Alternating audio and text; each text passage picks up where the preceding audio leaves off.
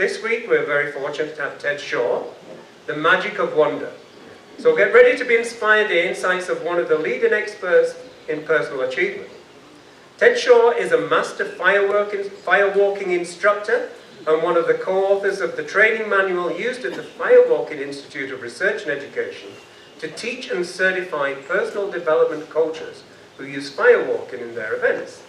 He currently lives in Lake Chapala with his family and spends his time writing, making art, facilitating life-changing events for corporations, groups and individuals, personal coaching, and traveling. Please give a very warm welcome to Ted Shaw.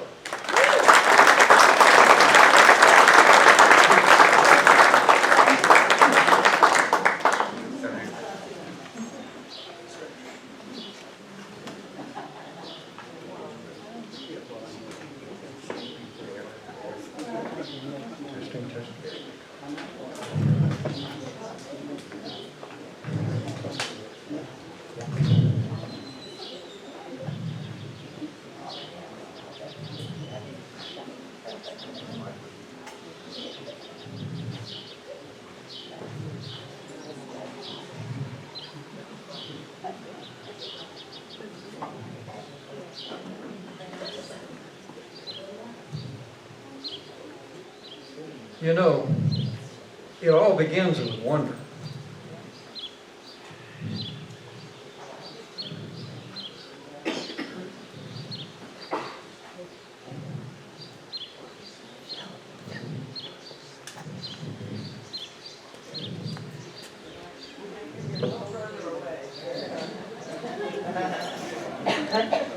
So besides the little mic episode, did you notice what else just happened? I made a statement, I said it all begins with wonder, and I stopped. And you probably began wondering. Some of you may have been wondering, well, what's this long-haired, hippie-looking guy up there got to entertain me with? Some of you might have thought, wow, is this going to be the shortest speak ever given to the open circle? But the point is, you started wondering. And that's what today's subject is all about. It's the magic of wonder. It's an underrated, often overlooked, often taken for granted superpower that we all possess. Now, I'm going to be referring to some notes as we go through here, because I need to condense a day's work. I could address this subject all day long, but I need to condense it down, so I've got some really important points I want to be sure I hit on. So if you see me looking down in here, you might think I'm looking at notes, but I'm doing some social media at the same time. You believe that, right?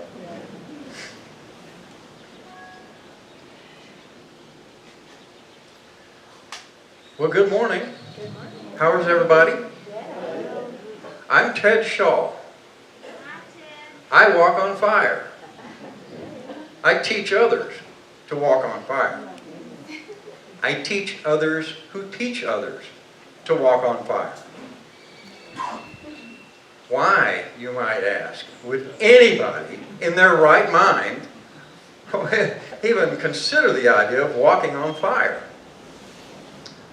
The fire that I teach people to walk across has been measured with pyrometers to range between 700 and 1200 degrees Fahrenheit. The aluminum engine block in your cars will melt at about 1200 degrees. We walk on fire measuring somewhere between 700 and 1200 degrees Fahrenheit.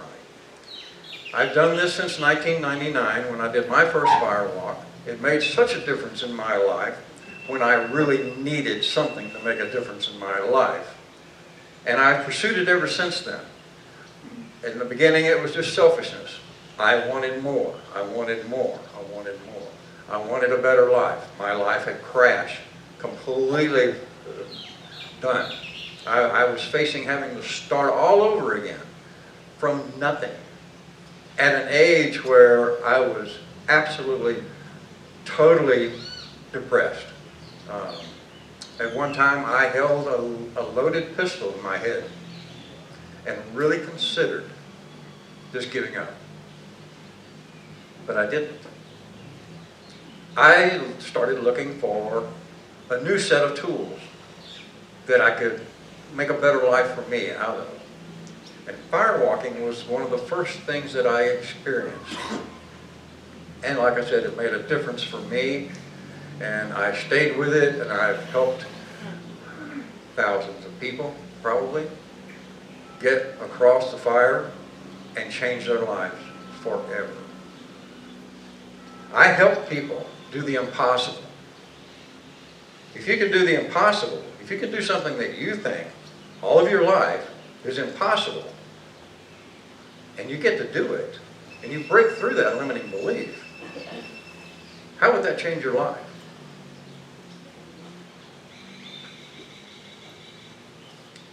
Well, it's changed a lot of people's lives. It changed my life.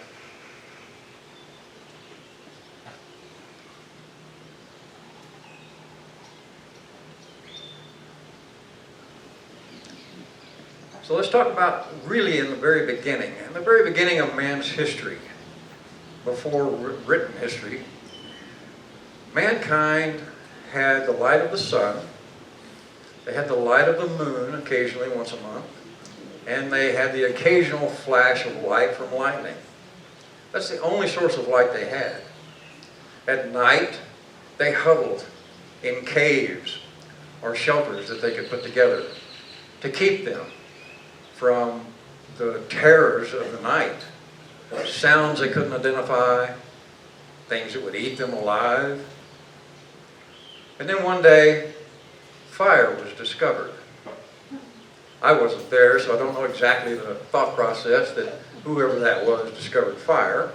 I can only imagine they went, gee, I wonder what that is. Oh, that burns. And that became their limiting belief from then on. And as I said, I teach people how to walk on fire, and that's a limiting belief that we all share. Fire burns, fire's hot. Well, they started wondering about fire. Their wonderings got them to experimenting with fire, playing with it, and doing some different things with it. They found out that they could heat their homes at night. They found out that they could light their way through the night, the dark. They could fend off enemies, even during the daytime. They found out that if it would harden clay, they could create utensils and pots and carry stuff. They found out that you can melt ore in the metal and form the metal into tools, and the tools into machines that weave cloth, machines, and unfortunately war machines as well. So if you look around, you'll notice that all of our lifestyle, our way of life, everything that we have in this world today is a relationship with fire. A relationship that started with wonder.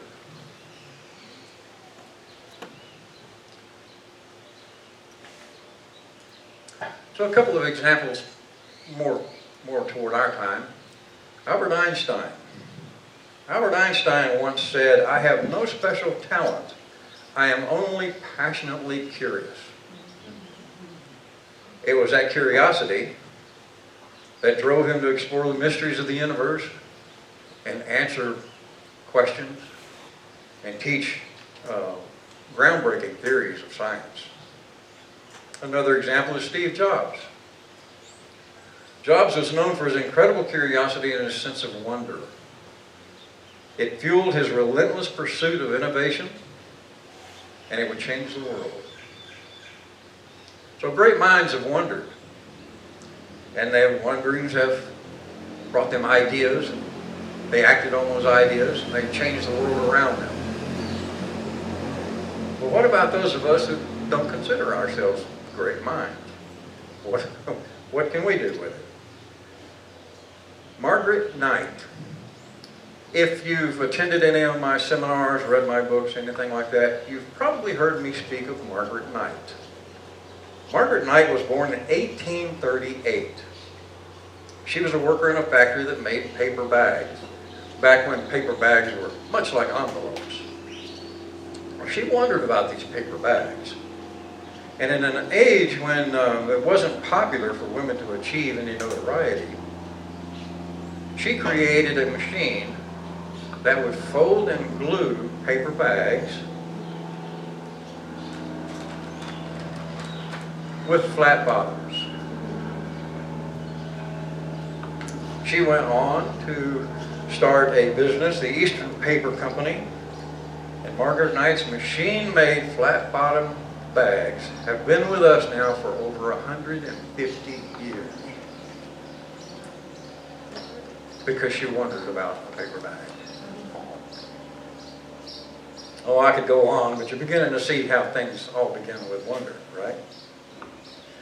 Well, imagination is goes right along with wonder. Imagination is like our little private magical genie in a bottle. Wonder opens up our imagination. We start wondering about things, we start imagining things, and we come up with ideas. We come up with all kinds of ideas, maybe where I want to go, or what do I want to do, or who do I want to be, or all kinds of imaginings. And we decide to act on those ideas, and we move forward.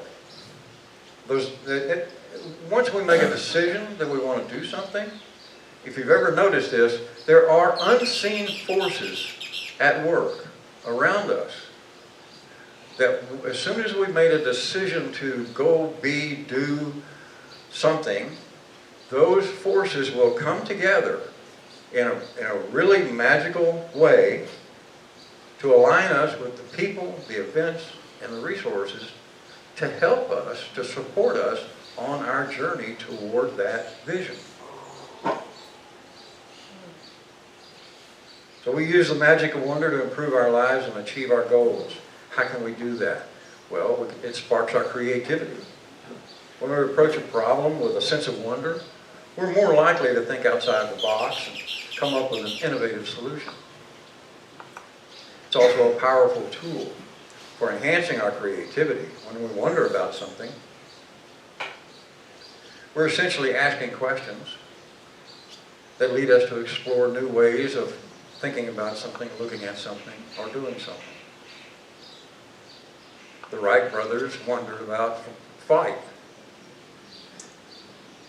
and they went down in history. No pun intended. We can use wonder to expand our possibilities. Wondering will expand our sense of what's possible and will help us break out of our limiting beliefs. We all have limiting beliefs. We may not always recognize them as such, but we all have them. We often tell ourselves that I can't do that, can't go there, can't be that, I'm too old, it's too late, I don't have enough education, I don't know what to do about that, I can't this, I can't that, it's just no way. Well, when we begin to wonder, we can tap into our imagination and explore greater possibilities. You've heard the expression, the elephant never forgets. Is anybody in the room not familiar with what an elephant is? I didn't think so. And most of you have seen an elephant, or seen pictures of an elephant, or seen videos of elephants, where they, huge, monstrous animal. They have a bolt, a band around one leg. It's tied to a chain, and the chain is tied to a stake, and the stake is stuck in the ground. And they don't go anywhere. Why don't they go anywhere? Here's an animal who has the strength to overturn a school bus full of children. And it won't pull the stake out of the ground. Why? You might think, well, it was trained that way. And yes, in a way, it was trained that way. But here's how it was trained. When it was a little bitty baby elephant, a band was put around its ankle, a chain was directed out, put in a stake, and the little baby elephant spent all of its waking hours tugging on that chain, seeking freedom. Tugging day after day, week after week, month after month, until eventually it gives up. It now believes it can't overcome that stake in the chain. and it grows up. It grows up to be, again, as big enough to turn over a school bus. And yet it still stays captive. It's not captive by a chain and a stake. It's held captive by a limiting belief. So maybe start exploring what it is about keeping you from what you want to do, where you want to go, what you want to be like, what your life is going to be like. Maybe there's some limiting beliefs that you picked up along the way. We pick them up accidentally. Sometimes we pick them up on purpose. Don't touch that fire, it'll burn you. Well, what do we do? I got to touch that fire. Oh, yeah, it burns. Okay, proof, got it. That's my chain. So, the idea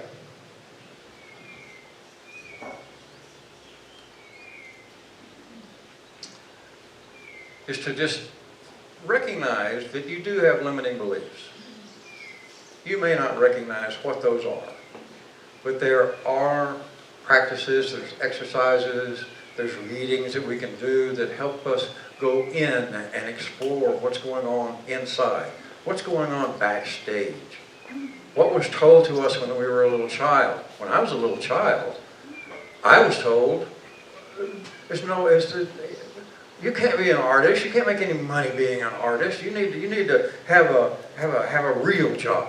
You need to be a doctor, lawyer, or a construction worker. You need to have a real job. You can't make money as being an artist. If I would have believed that, if I'd have stuck with that, today I would not have artwork in 6 countries on 4 continents. If I would have believed that I could not be an artist. I remember a gentleman named Richard Nongard. You may have heard of him.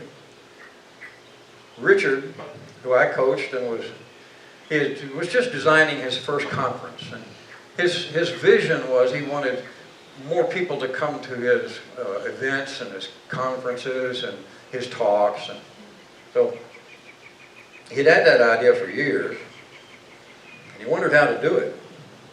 So he came to me, and he attended one of my Attain Any Goal seminars. It's a day-long event. I help people explore their limiting beliefs, decide what tools they want to use to help them overcome those limiting beliefs and get closer to success in their lives.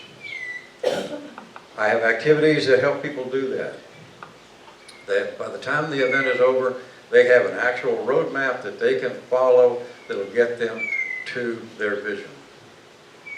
In the evening, the graduation ceremony is a firewalk. The firewalk is an opportunity to practice what they've learned about having the right mindset before you decide you want to do something, holding that mindset as you move in that direction. Firewalking is a life-changing experience. Well, not only did I teach Richard to walk on fire, I taught his whole group to walk on fire. So that evening when the event was over and they were going from the training room out to the fire site, I could see the fear on their faces. I had seen it before. I felt it before. I knew what they were thinking. I knew what they were going through. But I also knew what they were going to experience, what they were going to get out of it. It's the kind of fear that grips the hearts of the bravest. Well, this group was about to practice what they had learned. Richard was the first one to walk over the coals, and his group, one by one, followed him across the coals. And they were doing what they thought was impossible. Impossible. It's impossible. You can't do that, you'll melt. Well, they were doing it. And when they would get on the other side of the fire, they were screaming in celebration. Ah, that's amazing. I can do anything. And that's what they thought. Richard and I have remained good friends all these years. Today, he has conferences, 1 or 2 a year. He sells out those conferences. He has written several books on various subjects. He has helped over 100 people publish their books for the first time. And he is one of the leading professionals in the arena of personal development. And he owes it to wondering what he could do to get more people to come to his events.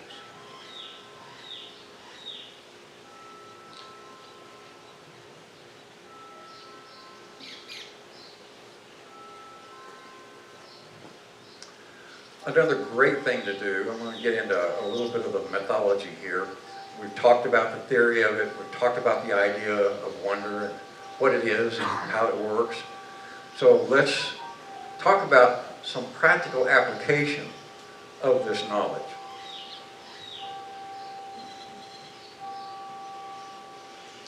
We can use it to cultivate gratitude for the world around us. Gratitude is really, really important. When we wonder about the beauty and the complexity of nature or the kindness of others, we can develop a sense of awe and appreciation for life. That's going to come in handy. It can help us focus on the positive aspects of our lives and become more resilient in the face of challenges. We can also wonder about the opportunities to make a positive impact in our lives and in turn the world around us. You know how that is. You know how that works. You're around happy, cheerful people, you feel happy and cheerful. You're around grumpy, old, negative people, you want to go home. I think I hear my mama calling me. We can wonder about the opportunities to make a positive impact on our world. So let's start at the beginning. At your beginning. When you're waking up, how do you start your day?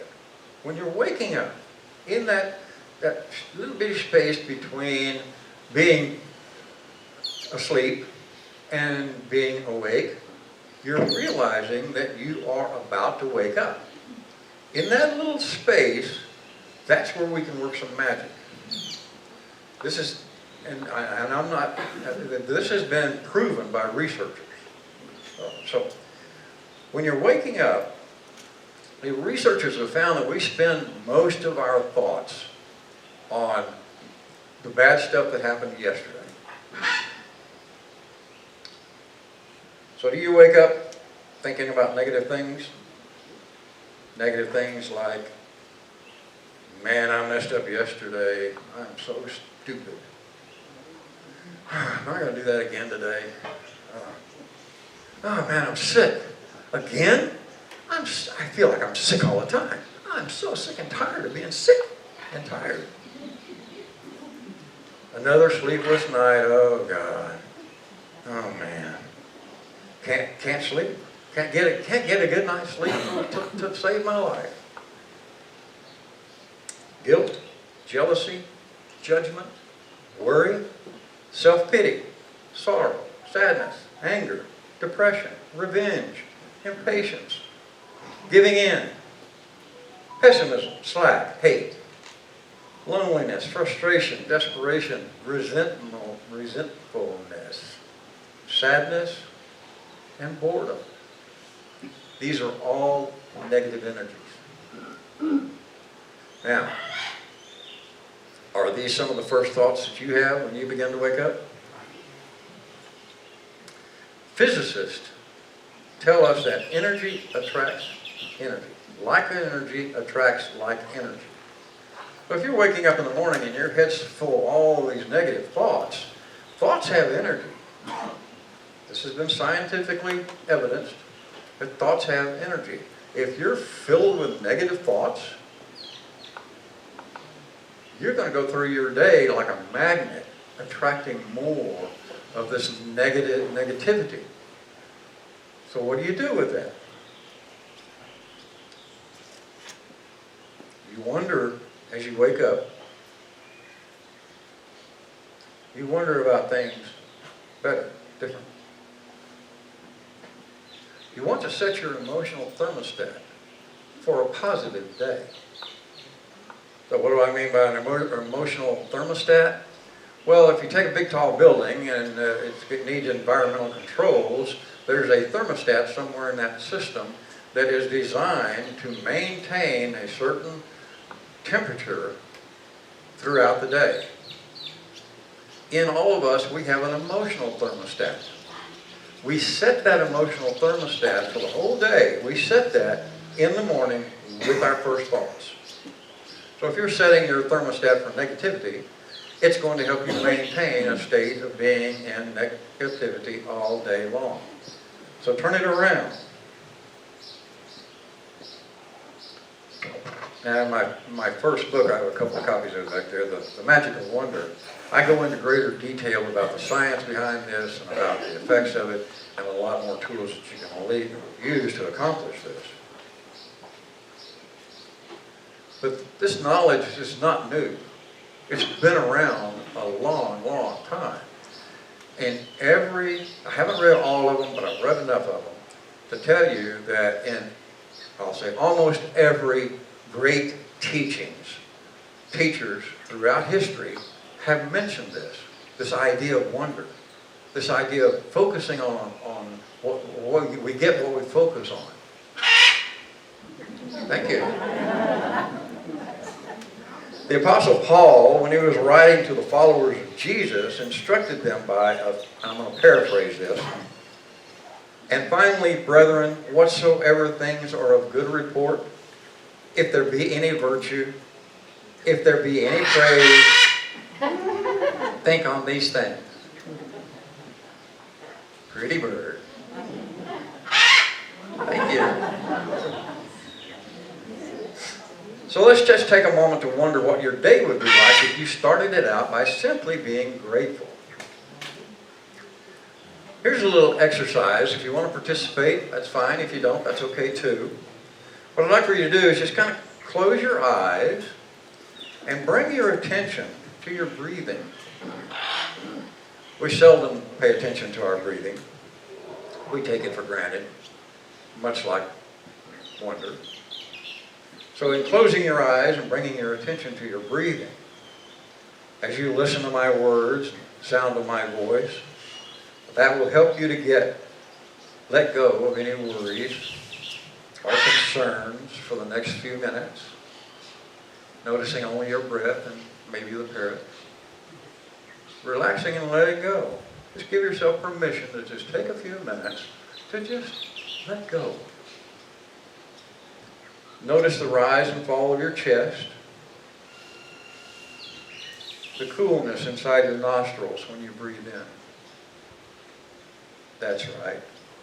So just relax and breathe. You're doing great. Now pretend you're in your bed and it's morning and you're beginning to realize that you're waking up.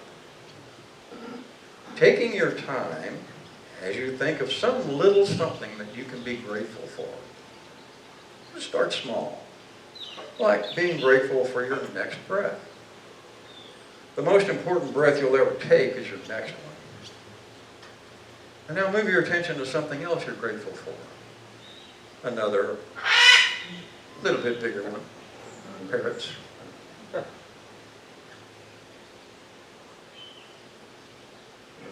And another thing to be grateful for. Pretty soon you'll find more thoughts coming into your mind about what you can be grateful for. Pretty soon you'll notice that there are bigger things coming into your mind that you're grateful for. Keep it going. And now say to yourself things like, I wonder what new adventure awaits me today. I wonder what interesting people I'll meet today. I wonder what pretty flowers I'll see today. What opportunities will come my way? What will I accomplish today? I wonder what unexpected blessings will come my way today. Upon awakening, you think on positive things, and before you know it, you'll be so full of excitement you won't be able to stay in bed. It'll get you out of bed and it'll get you moving through a wonderful day. Now open your eyes. You can feel the difference, can't you? This is what I'm talking about. This is the magic of wonder. This is the kind of wondering that will set your internal thermostat to maintain joy, confidence, happiness, playfulness, learning, hope, curiosity. And the more you do this little exercise, the easier it gets, the quicker it gets.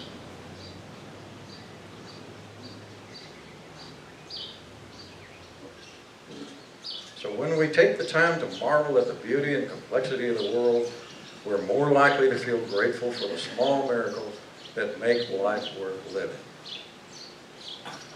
Gratitude and appreciation are two wings that lift us above all the storms. Thank y'all for coming out today. I hope I was able to teach you something, or at least keep you awake.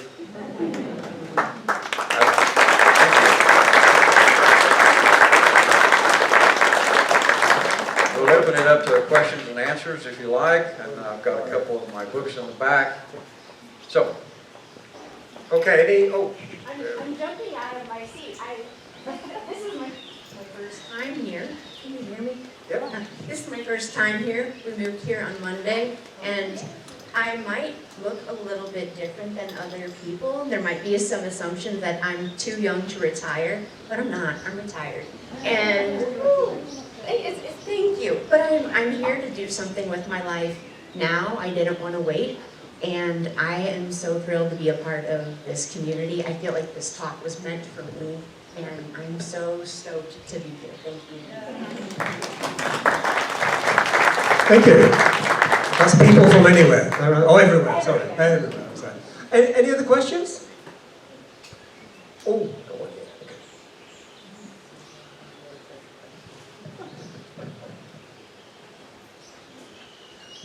I wonder, in your talks, are you familiar with a lot of young people who, besides people like of our age, who I think would be more susceptible to this type of theory that you have?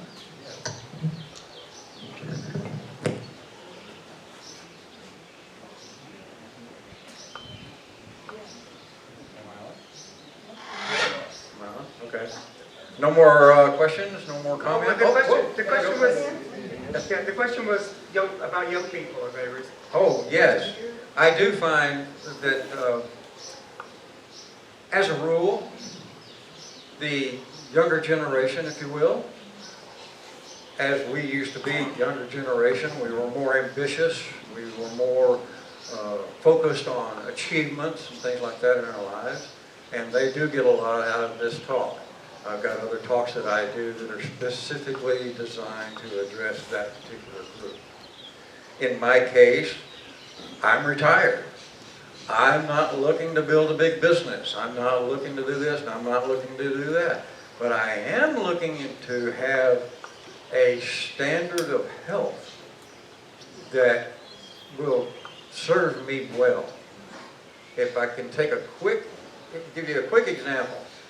A long time ago, when I learned about this stuff, I'm one of those kind of people that never get sick. People get the flu around me, I don't get it, they don't know why, and I do. It's mindset. It's all about your mindset. Well, I was moving and I sprained my back. I needed a chiropractor. A friend of mine recommended me one. I went, sat down, filled out the intake form. Came my turn. He's going over the form and he asked me again. He said, you didn't list the prescriptions that you're on. I said, no, sir, I'm not on any prescriptions. He said, you're a curve buster. I don't know, what's a curve buster? He said, people in your age bracket, my clients that are in your age bracket, are on 5 to 10 prescriptions. You are a curve buster. I'm a curve buster because of the things I believe. It's our beliefs that establish our reality. Does that help answer your question? No, it sounds like you got a little bit more to go. More for the young people, Yeah. not our generation.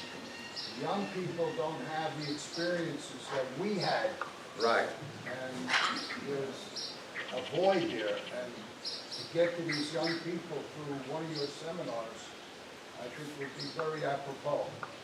I've done firewalking in many countries in the world, for groups, both older and younger, and you're absolutely right. I've seen these younger folks absolutely turn their lives around, get a whole different idea of what's possible and what's possible for them.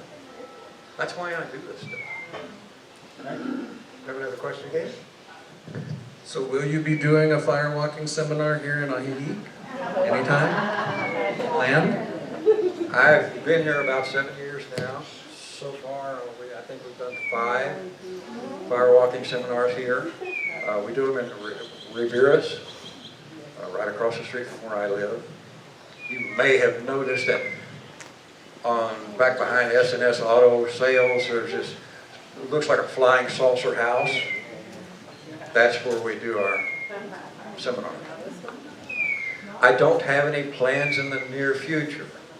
I'm going to wait for rainy season to come, let the grass grow up, get nice and foot friendly.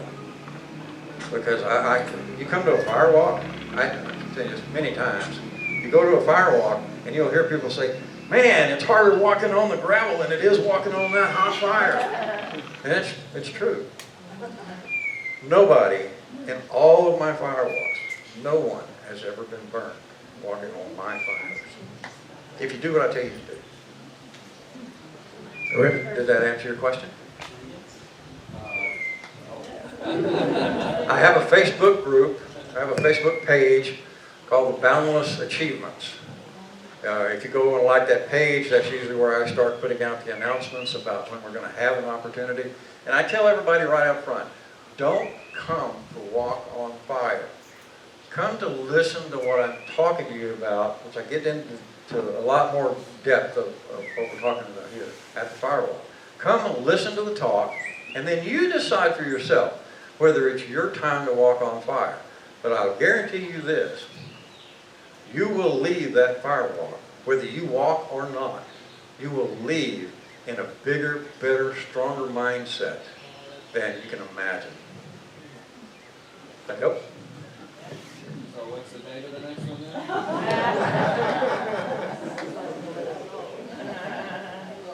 We don't have a date yet. I tried it real early when the pandemic hit, and there was just too much fear. Nobody wanted to get out, so we shelved it. And then I tried it right after, and I just couldn't generate enough interest in it. But I think I'm getting a lot of people like you asking me, hey, when are we going to do the next one? So it's coming. It's coming. Maybe we have another question here.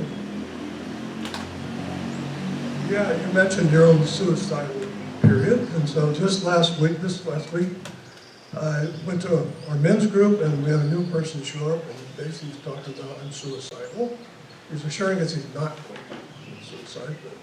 So I'm just wondering if there's anything, I have no idea what to do. If there's anything you can tell me that I could somehow help him out or do something positive.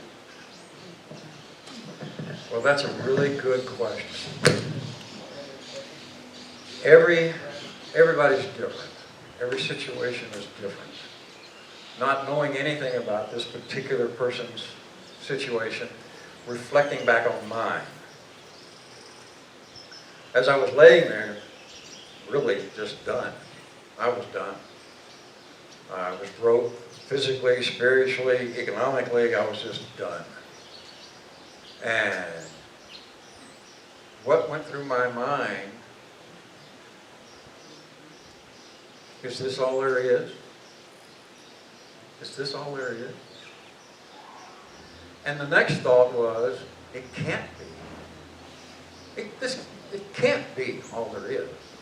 Look how big the universe is, and how many people there are, how many opportunities there are. This can't be the end of it. There's got to be something in here for me to get a hold of and start playing with and see where that goes. I don't know if that's going to help you or not. I'll be happy to sit down and have a very informal chit-chat with your acquaintance whenever we can put it together. And just tell them, hey, man, I've been there, I know. Been there, done that, wrote the book. Yeah, my card was in all these chairs around here. Contact. A question? Question over here. Hi, I just wanted to tell you all that I have been on a fire walk, and it is a fantastic, freeing experience.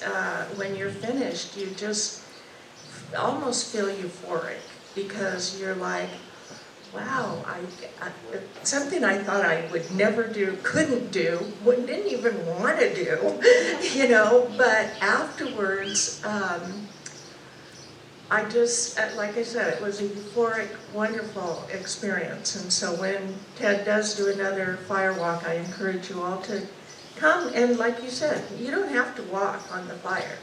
Just come and check it out. And if it feels like it, get up and do it, because you won't regret